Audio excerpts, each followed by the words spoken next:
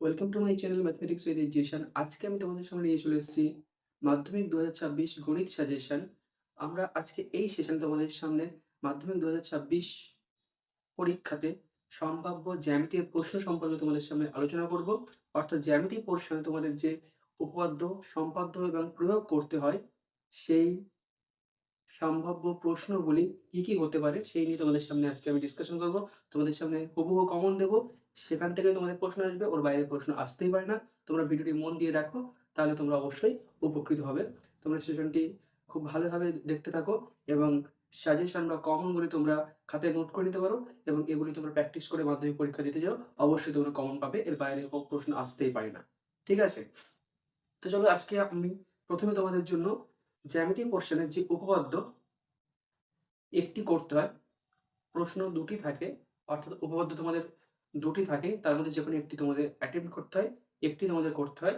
সেই উপপাদ্য কি আসতে পারে তোমাদের 2026 গণিত পরীক্ষায়, মাধ্যমিক গণিত পরীক্ষায়, সেটা আমি তোমাদের সামনে আজকে দেখাচ্ছি। তো তার আগে বলে রাখি যে তোমাদের জ্যামিতি পোর্শন থেকে মোট লেন্দি কোশ্চেন বা ব্রড কোশ্চেন 13 মার্কসের থাকে। একটা উপপাদ্য 5 মার্কসের, একটা সম্পাদ্য 5 মার্কসের, আর একটা প্রয়োগ 3 মার্কসের। ঠিক আছে? 5 + 5 + 3 = 13। 13 মার্কসের তোমাদের প্রশ্ন থাকে জ্যামিতি পোর্শন থেকে। তো আমি তোমাদের সামনে সেই উপপাদ্য পোর্শন থেকে আমি তোমাদের 3টে উপপাদ্য কমন দেবো। 3টে উপপাদ্য তোমাদের সামনে আমি রাখবো বা কমন দেবো বা সাজেশন হিসেবে দেবো। তোমরা ওই 3টেই পড়ে যাবে, তোমরা অবশ্যই কমন পেয়ে যাবে। ওর বাইরে আসতে পারে না। ঠিক আছে? তোমরা বিশ্বাস রাখো, আমার উপরে ভরসা রাখো, তোমরা অবশ্যই কমন পাবে। ঠিক আছে? তো চলো আজকে আমাদের জ্যামিতি পোর্শনে যে উপপাদ্য কমন দিচ্ছি সেটা হলো, প্রথম প্রশ্ন হচ্ছে উপপাদ্য 48। ঠিক আছে? বলা হয়েছে যে এটা এই উপপাদ্যটা সদৃশতা থেকে। আমি তোমাদের জন্য সাজেশনটা খুব ভেবেচিন্তে তৈরি করেছি, এক প্রকার রিসার্চ করে তৈরি করেছি বলাই যায়। ঠিক আছে? তো তো আহ, মানে জাস্ট দেখলাম প্রশ্ন, একটা মনে হলো যেটা খুব ইম্পর্ট্যান্ট, কমন দিয়ে দিলাম, এমনটা নয়। আগে গত বছরের প্রশ্ন আমি ঘাটাঘাটি করেছি, তার আগের বছরের প্রশ্ন দেখেছি, সবগুলো সবগুলো আমি দেখে ভালোভাবে ভেবে চিনতে আমি মনে করলাম বা আমি ভাবলাম যে এগুলো এবারে পরীক্ষায় 2026-এ আসার সম্ভাবনা প্রবল। ঠিক আছে? যেরকম সদৃশতা থেকে গতবারে প্রশ্ন আসেনি। গতবারে প্রশ্ন এসেছিল তোমার হচ্ছে আহ বৃত্তস্থ চতুর্ভুজ থেকে একটা প্রশ্ন এসেছিল, বৃত্তস্থ চতুর্ভুজের বিপরীত কোণগুলি পরস্পর সম্পর্ক, এটা একটা উপপাদ্য এসেছিল। আর একটা এসেছিল হচ্ছে পিথাগোরাসের উপপাদ্য। পিথাগোরাসের উপপাদ্য, ওই টপিকটা থেকে, ওই চ্যাপ্টার থেকে পিথাগোরাসের উপপাদ্য প্রমাণ করতে বলা হয়েছিল। এই দুটো প্রশ্ন গতবারের পরীক্ষায় এসেছিল 2025-এ। ঠিক আছে? তো 2026-এ আমরা সদৃশতা থেকে একটা উপপাদ্য রেখেছি, যেটা হচ্ছে উপপাদ্য 48। এটা বলেছে কোনো সমকোণী ত্রিভুজের সমকোণিক বিন্দু থেকে অতিভুজের উপর লম্ব অঙ্কন করলে এই লম্বের উভয় পার্শ্বস্থিত ত্রিভুজদের সদৃশ এবং তারা প্রত্যেকের মূল ত্রিভুজের সঙ্গে সদৃশ। পেজ নম্বর 255-এ। ঠিক আছে? এটা তোমার জন্য প্রথম উপপাদ্য, যেটা পরীক্ষায় আসার সম্ভাবনা প্রবল 2026-এ। ঠিক আছে? তোমরা অবশ্যই এটা প্র্যাকটিস করে যাবে। এটা আমি তোমাদের এই সেশনে তোমাদের সময় থাকলে আমি করিয়েও দেবো, বুঝিয়ে দেবো। তোমরা অবশ্যই সেটা দেখবে, উপকৃত হবে। ঠিক আছে? নেক্সট যে উপপাদ্যটা দেখো, উপপাদ্য 34। এই উপপাদ্যটা রেখেছি বৃত্ত সম্পর্কিত উপপাদ্য থেকে। বৃত্ত সম্পর্কিত উপপাদ্য থেকে এই উপপাদ্যটা রেখেছি। এখানে যে উপপাদ্য আমি রেখেছি সেটা হচ্ছে উপপাদ্য 34। এখানে বলা হয়েছে যে প্রথম যে উপপাদ্যটা আছে, কোনো বৃত্তের একটি বৃত্তচাপ দ্বারা গঠিত সম্মুখ কেন্দ্রস্থ কোণ ওই চাপের দ্বারা গঠিত যে কোনো বৃত্তস্থ কোণের দ্বিগুণ। এটা আছে পেজ নম্বর 123-তে। তোমাদের পেজ নম্বর 123-তে এই উপপাদ্যটা আছে। তোমরা এটা প্র্যাকটিস করবে অবশ্যই, এটা খুবই ইম্পর্টেন্ট পরীক্ষার জন্য। সরি, এক মিনিট একটু ভুলে গেল আমাদের। এটা বৃত্ত সম্পর্কিত উপপাদ্য থেকে নয়, এটা হচ্ছে একটু গুলিয়ে ফেললাম। তোমার হচ্ছে ওই যে বৃত্ত সম্পর্কিত উপপাদ্যের যে প্রথম উপপাদ্যটা, ব্যাস নয় এরূপ কোনো জ্যায়ের উপর বৃত্তের কেন্দ্র থেকে যদি লম্ব অঙ্কন করা যায়, তাহলে ওই লম্বটি বৃত্তের জ্যাকে সমদ্বিখণ্ডিত করবে। এইটা আমার মাথার মধ্যে আছে, ওইটা আমার মাথার মধ্যে আছে। 3 নম্বর উপপাদ্য আমি কমন হিসেবে রেখেছি, তার জন্য ওটা আমি বৃত্ত সম্পর্কিত উপপাদ্যের সঙ্গে গুলিয়ে ফেললাম। ঠিক আছে? এটা অ্যাকচুয়ালি হচ্ছে তোমার বৃত্তস্থ কোণ সম্পর্কিত উপপাদ্যের চ্যাপ্টার থেকে এটা আছে, উপপাদ্য 34। এখানে বলা আছে যে অ্যাকচুয়ালি আমরা যেটা মানে আহ, তোমার টাইটেল বলেছি যে কেন্দ্রস্থ কোণ বৃত্তস্থ কোণের দ্বিগুণ। এটা খুব ইম্পর্টেন্ট। এটাই ওই পদ্ধতিটাই দেখো, বলেছে কোনো বৃত্তের একটি বৃত্তচাপ দ্বারা গঠিত সম্মুখ কেন্দ্রস্থ কোণ ওই চাপের দ্বারা গঠিত যে কোনো বৃত্তস্থ কোণের দ্বিগুণ। দেখো তোমাদের জন্য 3 নম্বর উপপাদ্য। 3 নম্বর উপপাদ্য হচ্ছে উপপাদ্য 34। 34 নম্বর উপপাদ্য, যেটা আমি তোমাদেরকে 2 নম্বর উপপাদ্যে বলে ফেলেছিলাম যে বৃত্ত সম্পর্কিত উপপাদ্য থেকে আছে ওটা। ওটা অ্যাকচুয়ালি ছিল বৃত্তস্থ কোণ সম্পর্কিত উপপাদ্য থেকে। তোমাদেরকে এর আগেই বলেছি। ওটা অ্যাকচুয়ালি আগেরটা ছিল বৃত্তস্থ কোণ সম্পর্কিত উপপাদ্য থেকে, আর এটা হচ্ছে বৃত্ত সম্পর্কিত উপপাদ্য থেকে। ঠিক আছে? এখানে বলা আছে ব্যাস নয় এরূপ কোনো জ্যায়ের ওপর বৃত্তের কেন্দ্র থেকে লম্ব অঙ্কন করলে সেটি ওই জ্যাকে সমদ্বিখণ্ডিত করবে। ঠিক আছে? এটা হচ্ছে বৃত্ত সম্পর্কিত উপপাদ্যের প্রথম উপপাদ্য, উপপাদ্য নম্বর 32। ঠিক আছে? এটা অ্যাকচুয়ালি 32 হবে, 34 নয়। এটা অ্যাকচুয়ালি 32।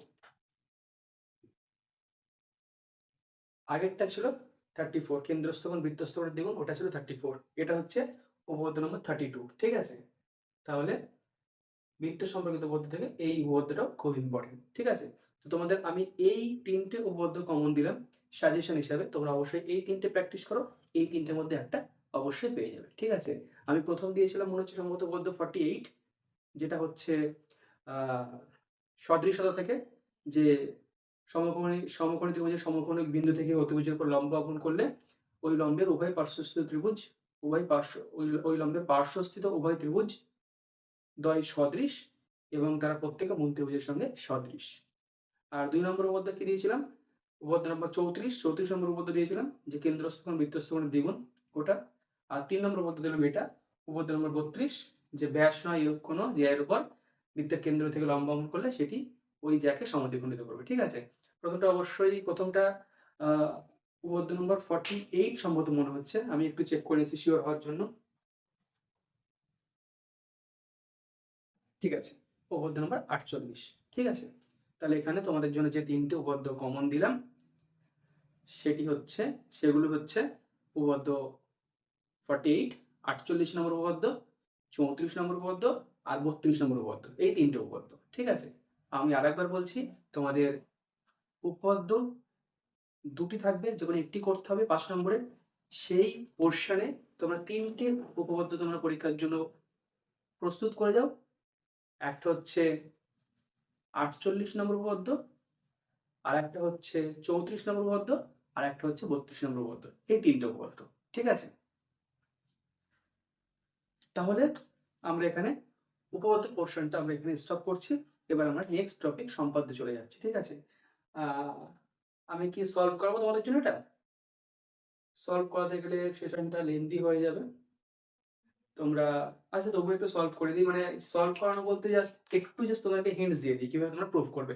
জাস্ট একটু বলে দিই, তাহলে আমি জাস্ট একটু বলে দিলে তোমরা টাচে থাকতে পারবে, তোমাদের মনে থেকে যাবে, সেটা তোমাদের হেল্পফুল হবে। আর যদি তোমাদের মনে হয় যে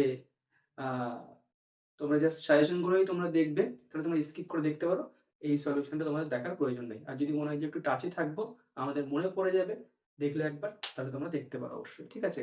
নেক্সট আমরা এটা কমপ্লিট করার পর, এটা একটু প্রমাণটা দেখিয়ে দেওয়ার পর আমরা সম্পাদ্যে চলে যাবো, তারপরে আমরা প্রয়োগে যাবো। ঠিক আছে? লাস্টে আমরা প্রয়োগে যাবো। বোঝা গেল? তাহলে আমরা এখানে যেভাবে এটা প্রমাণ করবো, দেখো একটা বৃত্ত আমরা প্রথমে এখানেই একটা বৃত্ত এঁকে নিলাম।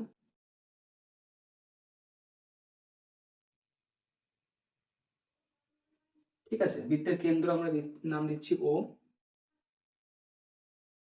বৃত্তের কেন্দ্র নাম দিলাম ও। ঠিক আছে? এইবারে এবি একটা জ্যা, ব্যাস নয় এরূপ একটি জ্যা হলো এবি, আর ও থেকে এবি এর উপর একটা লম্ব অঙ্কন করলাম যার নাম দিলাম ডি। সরি, এবি কে যে বিন্দুতে ছেদ করলো তার নাম দিলাম ডি। ঠিক আছে? এইবারে আমরা ও এ আর ও বি যুক্ত করে দিলাম। ও এ ও বি যুক্ত করলাম। ঠিক আছে? তাহলে আমরা এখান থেকে কি বলতে পারবো যে আমাদের মোটিভটা থাকবে কি বলতো, আমাদের প্রমাণ করতে হবে কি, প্রমাণ করতে হবে যে এই যে ওডি লম্ব এবি জ্যাকে সমদ্বিখণ্ডিত করেছে, অর্থাৎ এডি আর বিডি এরা ইকুয়াল। আমাদের প্রমাণ করতে হবে এডি ইজ ইকুয়াল টু বিডি, এটা আমাদের প্রমাণ করতে হবে। ঠিক আছে? তাহলে আমাদের মোটিভটা থাকবে এডি ইজ ইকুয়াল টু বিডি দেখানো। তাহলে আমরা প্রথমে ভেবে নেব, আমরা প্রথমে ভাববো বা ভেবে নেবো এইভাবে যে প্রমাণ করতে গেলে আমরা যেভাবে এগোবো, প্রথমে ওএডি আর ওবিডি, এই যে দুটো ত্রিভুজ উৎপন্ন হয়েছে, ওএডি আর ওবিডি, এই দুটো ত্রিভুজ আমরা সর্বসম দেখাবো। সর্বসম দেখাতে পারলেই আমরা বলতে পারবো যে AD is equal to BD, সর্বসম ত্রিভুজের অনুরূপ বাহু। ঠিক আছে, তাহলে আমরা এইভাবে ভেবে নিয়ে চিন্তা করে নিয়ে স্টেপ বাই স্টেপ এগোবো। ঠিক আছে, আমরা জাস্ট এটা প্রমাণ করব যে এই ওএডি আর ওবিডি এই দুটো ত্রিভুজ সর্বসম, আর সর্বসম দেখাতে পারলেই আমরা ও AD is equal to BD বলতে পারবো। বুঝে গেল? তাহলে সর্বসম আমরা কিভাবে দেখাবো? দেখো, এই দুটো ত্রিভুজের OA is equal to OB. কারণ কি? ওএ ওবি একই বৃত্তের ব্যাসার্ধ। ঠিক আছে, তাহলে OA is equal to OB বলতে পারবো আমরা। বৃত্তের ব্যাসার্ধ, বৃত্তের সকল ব্যাসার্ধের দৈর্ঘ্য অবশ্যই সমান হবে। তাহলে OA is equal to OB, যেহেতু একই বৃত্তের ব্যাসার্ধ। আরেকটা কি বলতে পারবো? আরেকটা বলতে পারবো, 2 নম্বর বলতে পারবো, যেহেতু ওডিটা লম্ব এবি এর উপরে, তাহলে আমরা বলতে পারবো যে ODA, angle ODA is equal to angle ODB is equal to 90 degree. ঠিক আছে, এই দুটো কোণ 90 ডিগ্রি করে, যেহেতু এটা লম্ব, তাহলে অবশ্যই এই কোণটা ওডিএ আর এই কোণটা ওডিবি, ওডিএ আর ওডিবি এই দুটো কোণই সমকোণ 90 ডিগ্রি। ঠিক আছে, আর থার্ড আমরা কি বলতে পারবো?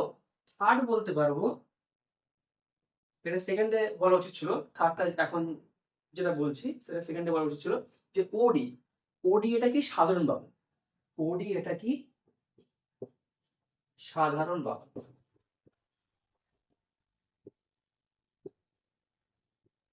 ঠিক আছে, তাহলে এই তিনটে জিনিস আমরা ইকুয়াল দেখাতে পারলাম, দুটো ত্রিভুজের এই তিনটে জিনিস আমরা ইকুয়াল দেখাতে পারলাম। তাহলে আমরা অবশ্যই বলতে পারবো যে দুটি ত্রিভুজ সর্বসম ত্রিভুজ। কোন শর্ত অনুসারে? দেখো, দুই জোড়া বাহু সমান আর এক জোড়া কোণ সমান। ঠিক আছে, তাহলে এস এ এস শর্ত অনুসারে, এস এ এস শর্ত অনুসারে, সাইড অ্যাঙ্গেল সাইড। ঠিক আছে, দুই জোড়া বাহু আর এক জোড়া কোণ সমান, তাহলে এস এ এস শর্ত অনুসারে এই দুটো ত্রিভুজ সর্বসম ত্রিভুজ। আর সর্বসম হলেই তাদের অনুরূপ বাহুগুলো সমান হবে, এডি ইজ ইকুয়াল টু বিডি, অনুরূপ বাহু এরা দুজন কি হবে, এই দুটো বাহু কি হবে, সমান হবে। তাহলে আমাদের উপপাদ্যের প্রমাণ হয়ে গেল যে AD is equal to BD সমান হয়ে গেল। সমান হওয়া মানে সমদ্বিখণ্ডিত করে দিল, তাহলে আমাদের উপপাদ্যটা আলটিমেটলি প্রমাণ হয়ে গেল। এইভাবে তোমাদের উপপাদ্য জাস্ট ভেবে এবং বুঝে প্রমাণ করতে হবে। বুঝতে গেল? স্যার, তোমাদের আরো একটা এখানে ভুল বললাম, একটা ছোট্ট ইনফরমেশন একটু ভুল হয়ে গেল। সেটা হচ্ছে এটা এই দুটো ত্রিভুজ সর্বসম ত্রিভুজ, কিন্তু এই দুটো ত্রিভুজ এস এ এস শর্ত অনুসারে নয়। দুটো সাইড একটা অ্যাঙ্গেল হলে এস এ এস শর্ত অনুসারে এমনটা নয়, সমকোণী ত্রিভুজের ক্ষেত্রে সেটা আর এইচ এস হয়ে যাবে। অর্থাৎ রাইট অ্যাঙ্গেল, এটা হাইপোটেনাস, ও এ আর ওবি একই বৃত্তের ব্যাসার্ধ যেটা বলেছিলাম, সেটা দুটো ত্রিভুজের হাইপোটেনাস অতিভুজ, আর ওডি সাইড। ঠিক আছে, তাহলে আর এইচ এস শর্ত অনুসারে, রাইট অ্যাঙ্গেল হাইপোটেনাস সাইড। ঠিক আছে, এই শর্ত অনুসারে এই দুটো ত্রিভুজ সর্বসম হবে। ঠিক আছে, জাস্ট এই ইনফরমেশনটা একটু ভুল ছিল, এস এ এস নয়, আর এইচ এস শর্ত অনুসারে। ওকে, এরপর চলো আমরা সম্পাদ্যে চলে যাই। এবারে অবশ্যই ত্রিভুজের পরিবৃত্ত অঙ্কন থেকে একটা আসবে, আর একটা আসবে স্পর্শক অঙ্কন থেকে আসবে, বৃত্তের স্পর্শক অঙ্কন থেকে আর একটা প্রশ্ন আসবে। ঠিক আছে, তো আমি একটু তোমাদের সামনে এই দুটো সম্পাদ্য নিয়ে একটু ডিসকাশন করে দিচ্ছি। ঠিক আছে, চলো দেখো, তোমাদের জন্য যে ফার্স্ট যে সম্পাদ্যটা ইম্পর্টেন্ট, ত্রিভুজের পরিবৃত্ত অঙ্কন, এটা তোমাদের জন্য খুবই ইম্পর্টেন্ট। তোমাদের জন্য পরীক্ষায় আসতে চলেছে, মাধ্যমিক 2026 গণিত পরীক্ষায় তোমরা এই সম্পাদ্যটা কমন পেতে চলেছ। তোমাদের এই সম্পাদ্যটা প্র্যাকটিস করতে হবে, কিভাবে সম্পাদ্যটা অঙ্কন করতে হয় সেটা আজকে তোমাদের সামনে একটু ডিসকাশন করব। তোমরা অবশ্যই মন দিয়ে দেখতে থাকো, তাহলে তোমাদের প্র্যাকটিস করার সময় মনে পড়লে অবশ্যই সুবিধা হবে। ঠিক আছে, তো এখানে ত্রিভুজের পরিবৃত্ত অঙ্কন করতে বলবে, যে কোনো ত্রিভুজের পরিবৃত্ত অঙ্কন করতে বলতে পারে। ত্রিভুজটা এখান থেকে তো কমন দেওয়া বোকামির কাজ। এখান থেকে যদি আমি যদি একটা কমন দিই যে 6 সেমি, 8 সেমি ও 10 সেমি বাহু বিশিষ্ট ত্রিভুজের পরিবৃত্ত অঙ্কন করো, জাস্ট এই ধরনের একটা সম্পাদ্য কমন দিলাম, কিন্তু পরীক্ষার সময় এটা না পড়ে বললো 3 সেমি, 4 সেমি, 5 সেমি বাহু বিশিষ্ট ত্রিভুজের পরিবৃত্ত অঙ্কন, তাহলে তো কমন আমি দিলাম, মিললো না। তাহলে এখানে সম্ভাব্য অনেক রকমের ত্রিভুজ তোমাদের দিতে পারে পরীক্ষায়, এবং তার পরিবৃত্ত অঙ্কন করতে বলতে পারে। তো ত্রিভুজটা কেমন দেবে সেটা তো আমরা জানি না। ত্রিভুজটা যেমনই দিক, তোমরা অবশ্যই ত্রিভুজটা প্রথমে আঁকার চেষ্টা করবে, তারপরে তার পরিবৃত্তটা অঙ্কন করবে। ঠিক আছে? তাহলে এখানে যে টাইপসে দিতে পারে, ধরো ফার্স্ট দিল যে ত্রিভুজের 3টি বাহু বলে দিল, ত্রিভুজের 3টি বাহু বলে দিল এবং সেই রকম ত্রিভুজ, সেই রকম একটি ত্রিভুজের পরিবৃত্ত অঙ্কন করতে বললো। ঠিক আছে? সেকেন্ড টাইপের দিতে পারে যে 2টি বাহু বলল ও একটি কোণ বলল।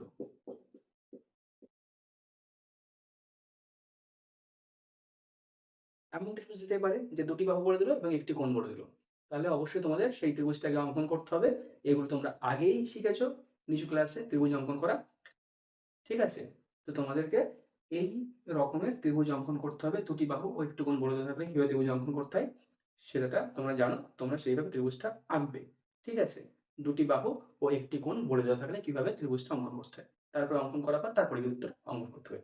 পরিবৃত্ত অঙ্কন করার স্টেপগুলো আমি বলে দিচ্ছি তোমাদের সামনে একটু, তোমরা অবশ্যই মনে রাখবে সেটা। ঠিক আছে? তার আগে তোমাদের যেরকম ত্রিভুজ বলবে সেরকম ত্রিভুজটাকে অঙ্কন করতে হবে, তারপরে পরিবৃত্ত। থার্ড তোমাদের এমন বলতে পারে যে একটি বাহু বলে দিল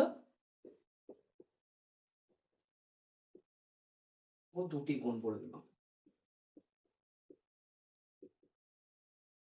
এরকম কোনো ত্রিভুজ আঁকতে বলতে পারে, এরকম কোনো ত্রিভুজের পরিবৃত্ত অঙ্কন করতে বলতে পারে যার, যে ত্রিভুজের একটি বাহু বলা আছে, 2টি কোণ বলা আছে। এছাড়াও তোমাদের একটু চালাকি করে বলতে পারে সমদ্বিবাহু ত্রিভুজ। সমদ্বিবাহু ত্রিভুজ এই টার্মটা দিয়ে সম্পাদ্য পরীক্ষায় আসতে পারে, প্রশ্ন আসতে। তারপর বলতে পারে সমকোণ ত্রিভুজ, এই টার্মটা ইউজ করতে পারে। ঠিক আছে? চালাকি করে এরকম ভাবে তোমাদের সামনে কিন্তু উপস্থাপন করতে পারে। তাহলে তোমাদের সেই প্রশ্নগুলো খুব বুদ্ধি করে অ্যাটেন্ড করতে হবে, সেই সম্পাদ্যগুলো তোমাদের বুদ্ধি করে কমপ্লিট করতে হবে। ঠিক আছে? তো দেখো, এখান থেকে তোমাদের এই ধরনের এই 3টে টাইপের ত্রিভুজ অঙ্কন করতে বলতে পারে এবং তার পরিবৃত্ত অঙ্কন করতে বলতে পারে। এই তিনটে টাইপের ত্রিভুজ দিয়ে তার পরিবৃত্ত অঙ্কন করতে বলতে পারে। কিংবা সমদ্বিবাহু ত্রিভুজের পরিবৃত্ত অঙ্কন করতে বলতে পারে, যার যে ত্রিভুজের 2টি বাহু দৈর্ঘ্য সমান। কিংবা সমকোণ ত্রিভুজের পরিবৃত্ত অঙ্কন করতে বলতে পারে, যার একটি কোণ সমকোণ। ঠিক আছে? আমি এখানে একটা সমকোণ ত্রিভুজ নিচ্ছি। সমকোণ ত্রিভুজ নিলে ধরো একটা সমকোণী ত্রিভুজ যার 2টি বাহুর দৈর্ঘ্য 6 সেমি ও 8 সেমি বলে দেওয়া আছে। ঠিক আছে? যার আহ ভূমি ও লম্বের দৈর্ঘ্য 6 সেমি 8 সেমি এমন বলে দেওয়া থাকবে। ঠিক আছে? অতিভুজটা বলে দেওয়া নেই। ঠিক আছে? তাহলে সমকোণী ত্রিভুজটা কেমন হবে? এমন হবে, আমি এদিকে রাখছি। তাহলে এটা 6 সেমি, এটা 6 সেমি, এটা 8 সেমি। নাম দিচ্ছি এ বি সি। এবিসি নাম দিলাম। ঠিক আছে? যার এ কোণটা সমকোণ। ঠিক আছে? এই ত্রিভুজের পরিবৃত্ত অঙ্কন করতে বলছে। তাহলে তোমরা কি করবে? প্রথমে এই ত্রিভুজের 2টি বাহুকে তোমরা সমদ্বিখণ্ডিত করবে। এবি বাহুকে আর বিসি বাহুকে সমদ্বিখণ্ডিত করবে। এবি বাহুকে সমদ্বিখণ্ডিত করবে কিভাবে? এবি বাহুর অর্ধেকের বেশি মাপ নেবে। প্রথমে পেন্সিল কম্পাস সেট করবে। ঠিক আছে? পেন্সিল কম্পাসের সাহায্যে এই এবি বাহুর অর্ধেক যতটা, তার থেকে একটু বেশি মাপ নেবে। মাপ নিয়ে ওপরে একবার, নিচে একবার কাটবে। এ বিন্দুতে বসে এটা করবে, আর বি বিন্দুতে বসে ওপরে একবার, নিচে একবার কাটবে। তাহলে এটা সমদ্বিখণ্ডিত হয়ে যাবে। আবার একই রকম ভাবে বিসি বাহুকে সমদ্বিখণ্ডিত করবে। বিসি বাহুর অর্ধেকে বেশি মাপ নেবে, তারপর বি বিন্দুতে বসে উপরে একবার, নিচে একবার কাটবে, বাহুর দুই দিকে কাটবে, বিসি বাহুর দুই দিকে কাটবে। আবার সি বিন্দুতে বসে বিসি বাহুর দুই দিকে কাটবে। তাহলে এখান থেকে এটা জয়েন করে দেবে। তাহলে এটা সমদ্বিখণ্ডিত হয়ে গেল। এবার এই সমদ্বিখণ্ডক দুটি যে বিন্দুতে ছেদ করেছে, এই বিন্দুতে তুমি কাটা রেখে, তোমরা জাস্ট এখানে এই বিন্দুতে কাটা রেখে এখান থেকে সি সি পর্যন্ত দূরত্ব, বা সরি, একটা জিনিস ভুল হচ্ছে। যখন একটা বিন্দুতে ছেদ করলো, সমদ্বিখণ্ডক দুটি যখন একটা বিন্দুতে ছেদ করলো, তখন আর কিছুই না, হ্যাঁ ঠিকই বলছিলাম, এই সি, এখান থেকে সি বিন্দু দূরত্ব, এখান থেকে এ বিন্দু দূরত্ব, এখান থেকে বি বিন্দু দূরত্ব, এই মাপটা নিয়ে তোমরা জাস্ট বৃত্ত অঙ্কন করে দেবে। ঠিক আছে? এটা এটা কি বলতো, সমকোণী ত্রিভুজ হলে এটা তোমার এটা অ্যাকচুয়ালি আঁকাটাই এমন হবে, কারণ সমকোণী ত্রিভুজ হলে তার পরিকেন্দ্রটা অতিভুজের উপরে থাকে। ঠিক আছে? পরিকেন্দ্রটা এই বিসি বাহুর উপরে থাকবে। এখানে এখানে বসিয়ে যেখানে একটা শীর্ষবিন্দুর মাপ নিয়ে বৃত্ত অঙ্কন করে দেবে, তাহলে সেটা পরিবৃত্ত হয়ে যাবে। বোঝা গেল? তোমাদের এইভাবে যে কোনো ত্রিভুজের পরিবৃত্তটা আঁকতে হবে। তাহলে পরিবৃত্ত আঁকার স্টেপগুলো কি কি? পরিবৃত্ত আঁকার স্টেপগুলো হলো, ত্রিভুজের যে কোনো দুটি বাহুকে সমদ্বিখণ্ডিত করবে, সমদ্বিখণ্ডিত করার পর সমদ্বিখণ্ডক দুটি যে বিন্দুতে ছেদ করবে সেখানে কাটা বসিয়ে সেখান থেকে যে কোনো ত্রিভুজের যে কোনো একটা শীর্ষবিন্দুর মাপ নিয়ে বৃত্ত অঙ্কন করে দেবে, তাহলে সেটা হয়ে যাবে পরিবৃত্ত। বোঝা গেল? সমকোণ ত্রিভুজের ক্ষেত্রে স্পেশালি পরিবৃত্তের কেন্দ্রটা মানে পরিকেন্দ্রটা অতিভুজের উপরে অবস্থিত হবে। ঠিক আছে, নেক্সট তোমাদের জন্য যেটা আছে সেটা হলো স্পর্শক অঙ্কন। দেখো 2 নম্বর তোমাদের জন্য স্পর্শক অঙ্কন। স্পর্শক তোমরা পরিবৃত্তের ত্রিভুজের পরিবৃত্ত অঙ্কন যদি ভালোভাবে করতে পারো তাহলে স্পর্শক অঙ্কনটা তোমাদের আর করার দরকার নেই ভালোভাবে অতটা, জাস্ট কিন্তু শিখে রাখা ভালো। ঠিক আছে, শিখে রাখা অবশ্যই ভালো, তোমাদের পরে কাজে লাগতে পারে।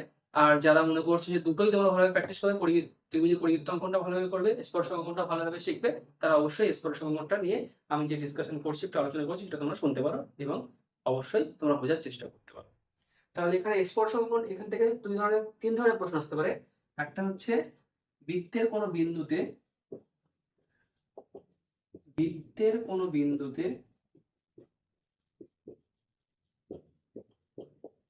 স্পর্শক অঙ্কন।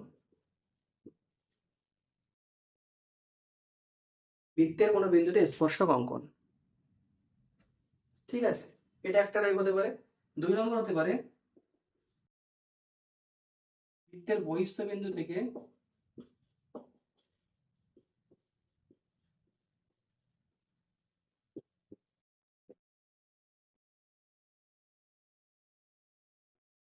বহিস্থ বিন্দু থেকে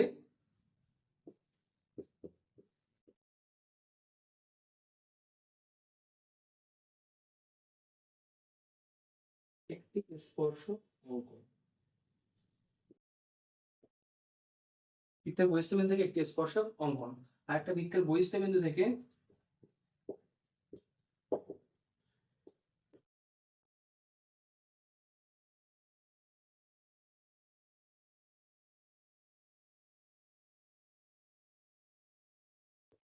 দুটি স্পর্শক অঙ্কন।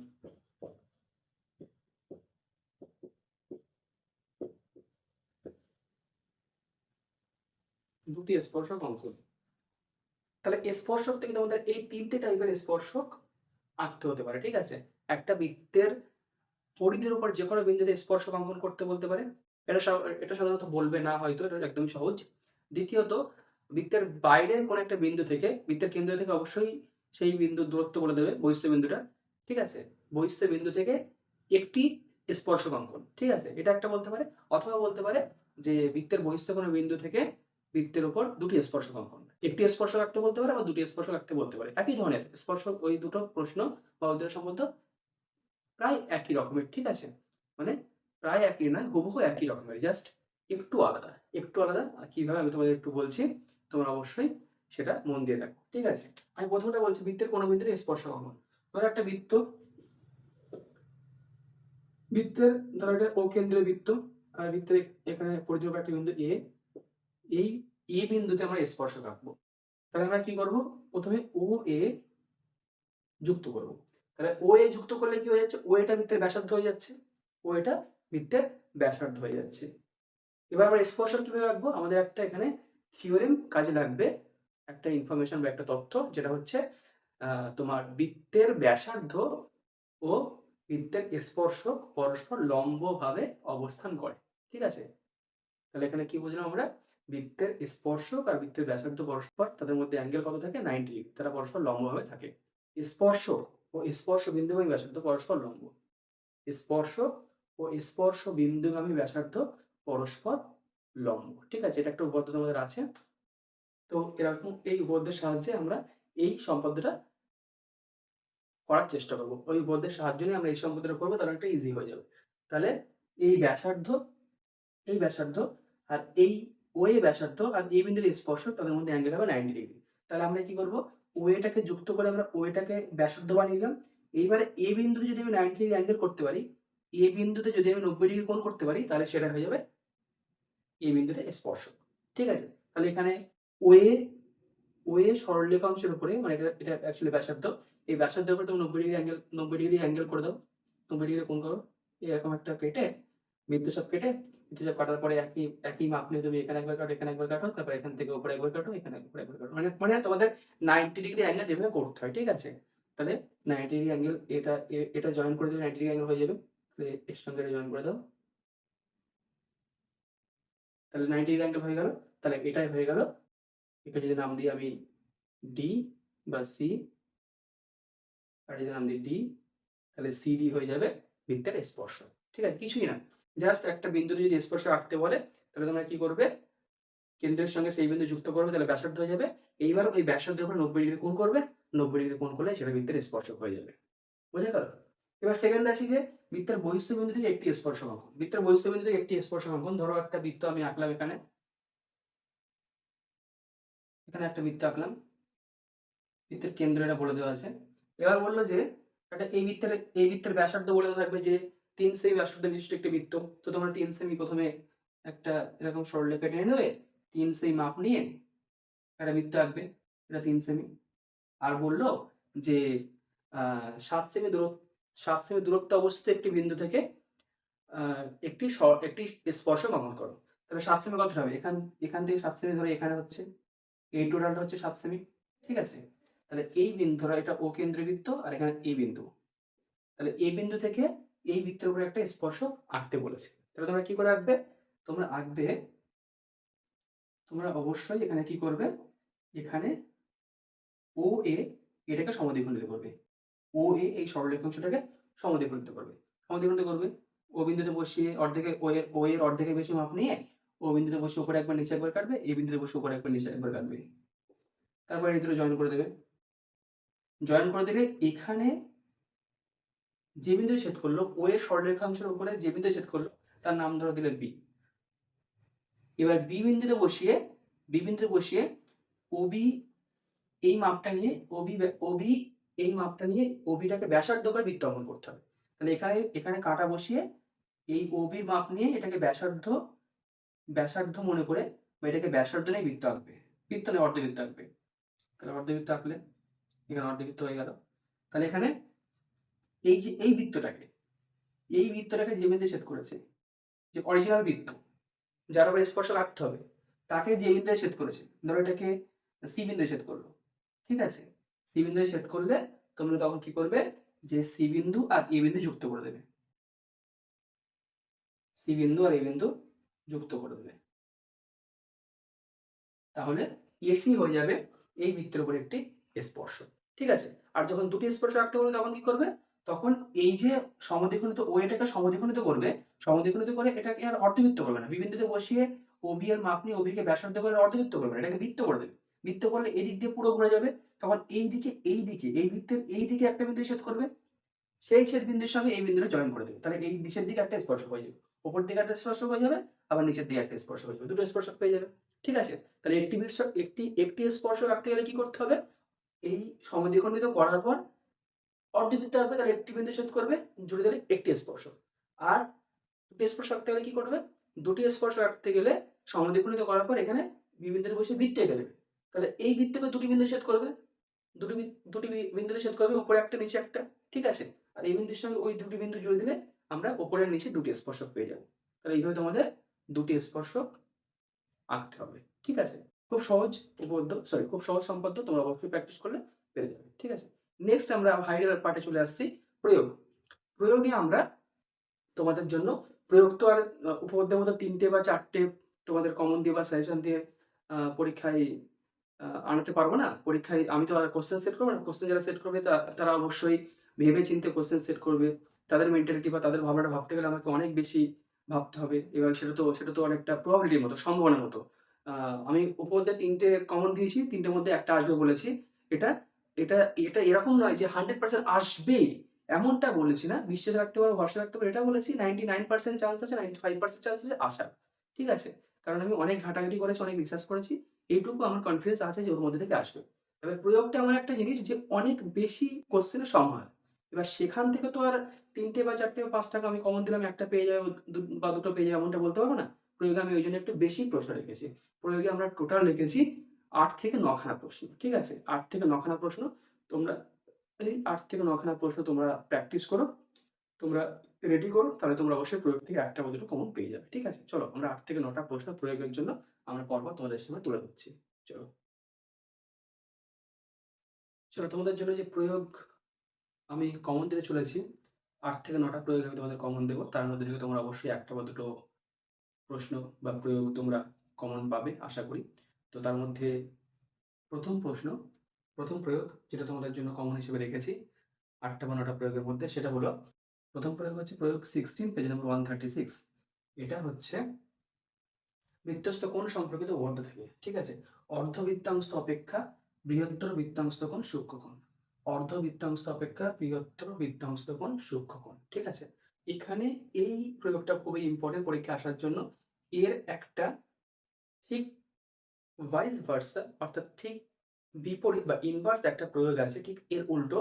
সেটা হচ্ছে অর্ধবৃত্তাংশ অপেক্ষা ক্ষুদ্রতর বৃত্তাংশ কোণ স্থূলকোণ। অর্ধবৃত্তাংশ অপেক্ষা ক্ষুদ্রতর বৃত্তাংশ কোণ হচ্ছে স্থূলকোণ। ঠিক আছে? এটা তোমাদের পেজ নম্বর 136 এ আছে। এটা তোমাদের বইতে করে দেওয়া আছে। আর আমি যেটা পরে বললাম সেটা তোমাদের বইতে করে দেওয়া নেই, তোমাদের নিজেদের করতে বলা হয়েছে। ঠিক আছে? নিজে করো বলে লেখা আছে, তোমাদের নিজেদের করতে বলা হয়েছে। তো এটা বইতে যেটা করে দেওয়া সেটা ইম্পর্টেন্ট বেশি, সেটা পরীক্ষায় আসতে পারে। আর যেটা নিজে করতে বলা হয়েছে, যেটা ওটা শর্ট কোশ্চেনে আসতে পারে। শর্ট কোশ্চেন মানে শূন্যস্থান এমন দিয়ে দিতে পারে যে অর্ধবৃত্তাংশ অপেক্ষা বৃহত্তর বৃত্তাংশ কোণ ড্যাশ। ঠিক আছে? তখন অ্যান্সার হয়ে যাবে কি সূক্ষ্মকোণ। কিংবা শর্ট শূন্যস্থান এমন দিয়ে দিল যে অর্ধবৃত্তাংশ অপেক্ষা ক্ষুদ্রতর বৃত্তাংশ কোণ ড্যাশ। তাহলে সেটা কি হয়ে যাবে? স্থূলকোণ হয়ে যাবে।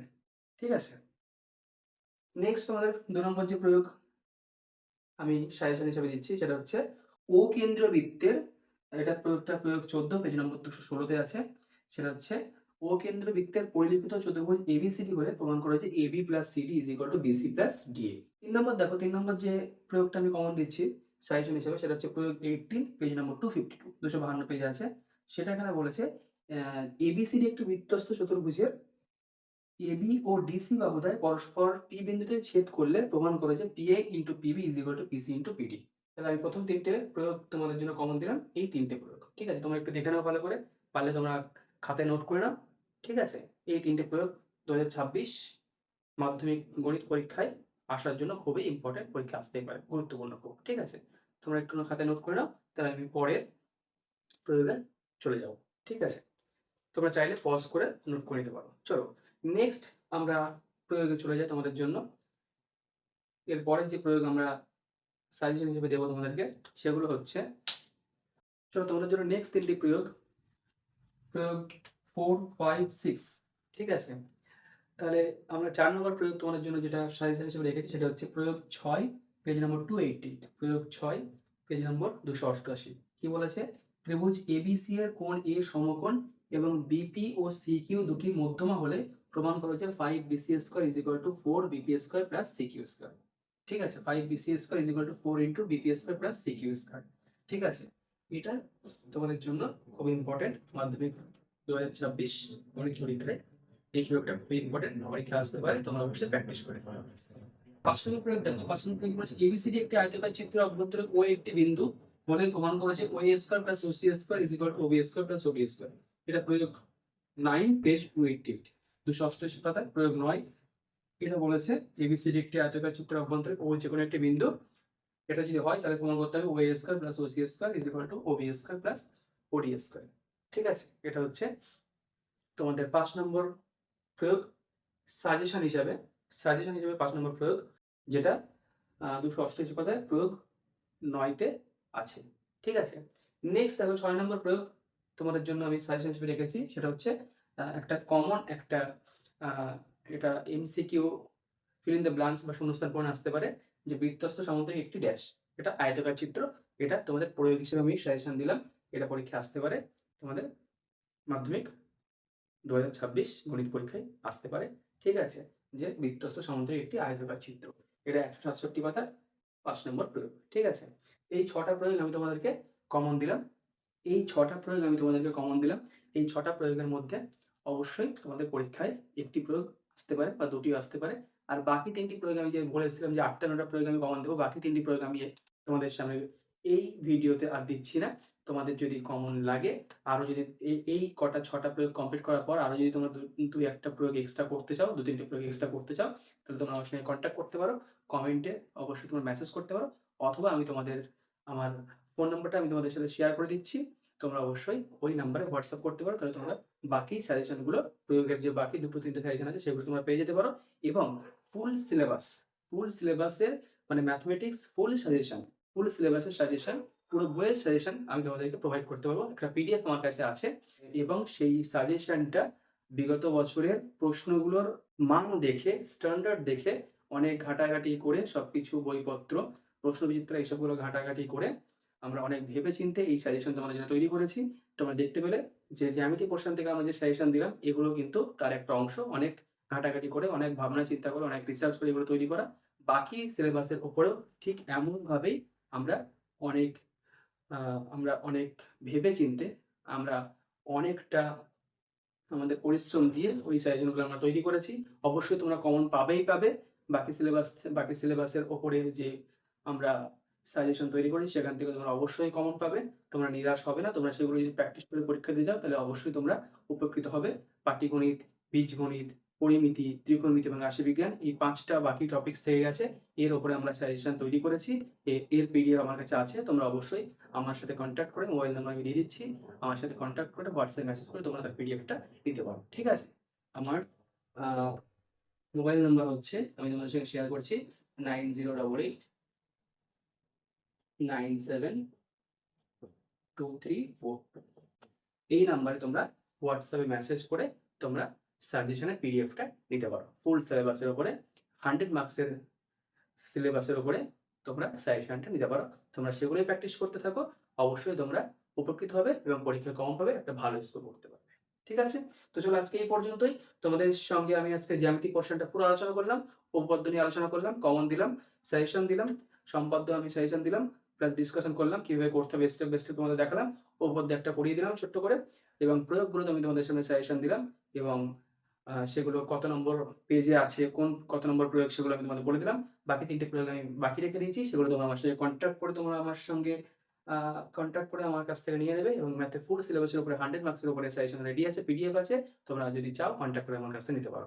চলো আজকে এই পর্যন্তই। অবশ্যই চ্যানেলের সঙ্গে জুড়ে থেকো, চ্যানেলটাকে তোমরা সাবস্ক্রাইব করো, ভিডিওটিতে লাইক করো এবং কমেন্ট করো, বন্ধুদের মাঝখানে শেয়ার করো। অবশ্যই তোমার চ্যানেলের সঙ্গে জুড়ে থেকো। দেখা হচ্ছে নেক্সট কোনো সেশনে তোমাদের সাথে। চলো টাটা।